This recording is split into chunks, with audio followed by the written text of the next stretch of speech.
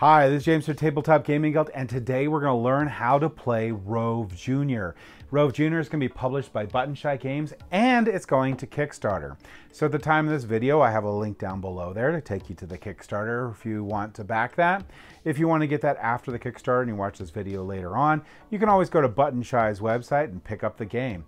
So we're going to be learning how to play ROVE Jr. Now, ROVE Jr. is going to be in the ROVE line, so there's one that's going to Kickstarter, and there is one that's already out for ROVE. And ROVE is going to be a solo game where you're going to be trying to complete different missions, 7 missions there, before you run out of cards that you can use.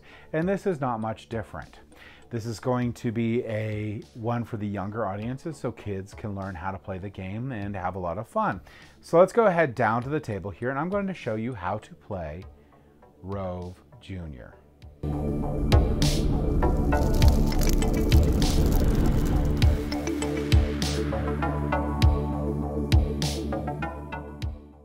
All right, so this is ROVE Jr.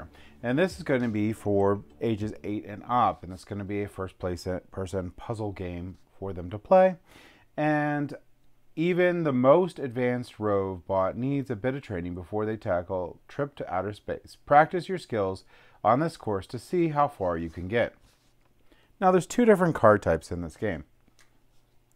There's going to be these double-sided modules. So in this module here has an ability. So this one says discard entire hand, draw back up to a full 4 cards in hand, and once you use it, you flip it over.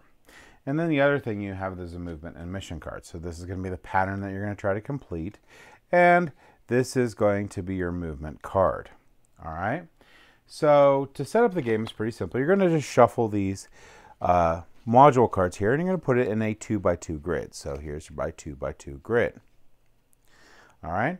Then we're going to shuffle up these cards, and after we shuffle up these cards, you're going to deal out 5 cards to the player here. If you're going to play, that's a standard game. If you're going to play a hard game, it's going to be 4 cards. If you're going to play the expert game, that's going to be 3 cards.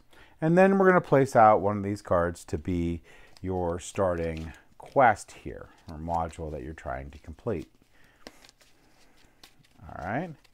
So we would deal out 5 cards, and these are going to be our movement cards. Okay. And then we will place out our first module that we need to complete. So we need to actually place this into an L pattern here. So now that setup's complete, how do we play this game, and what is the goal? So the goal of this game is going to be complete 7 of these. And as the game goes by, we're going to make a little picture as we complete these modules. So leave enough space to be able to do that. Also, you need a space for the deck here that you're going to be placing out the modules from, and a space for a discard pile there. Now, on your turn, you're going to be spending these cards to move these modules. Movement for these modules has a couple simple rules. You can't actually place them on top of each other. You can pass them, but you can't place them on top of each other. You can't move them so that they're not adjacent diagonally, horizontally, or vertically to another card.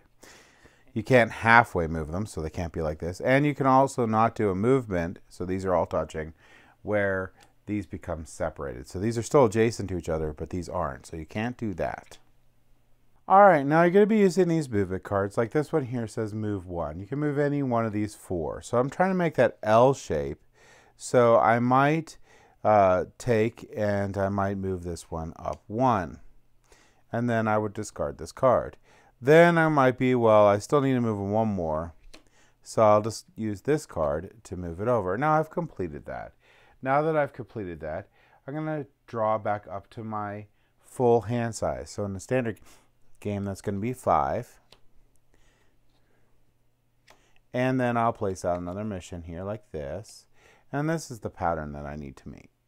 Now you'll notice that this isn't very difficult because this is for a learning game for kids, and it can get more difficult by how many cards that you start with. So right here, this is a standard game. Once they get the hang of this, they can complete all 7 missions without running out of cards here. You can have them start the game with 4. and that makes it hard. Or you could make it really hard and have them start out with 3. Either way, when they have completed a mission, they will draw up to whatever their starting hand size was. So in a standard game, 5, a hard game, 4, and a very hard game, 3.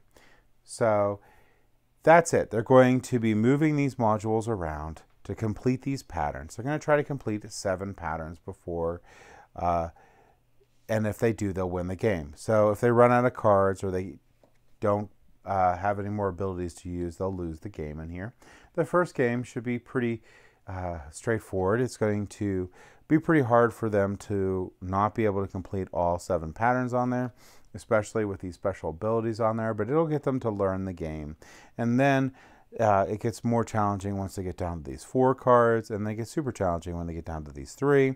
And then when they become an expert on that, they can move on to the other ROVE line games that are available through Button Shy Games, which are all solo games and all puzzle games, and really good for kids to learn that spatial memory. So that's really cool.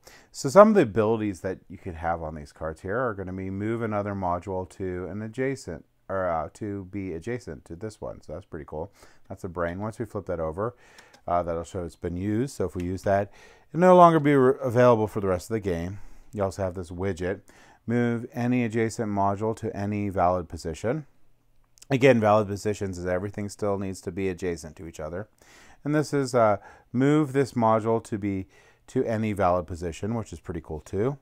And this one has discard entire hand to draw back to a full hand. So if you get a hand where maybe you have all like this, or you could only move one type, you may want to discard your hand so that you can get more variety of the modules you can move and be able to complete the pattern. So that might be a very valuable one to use, especially when you get down to these 3 cards and you're like, well, you know,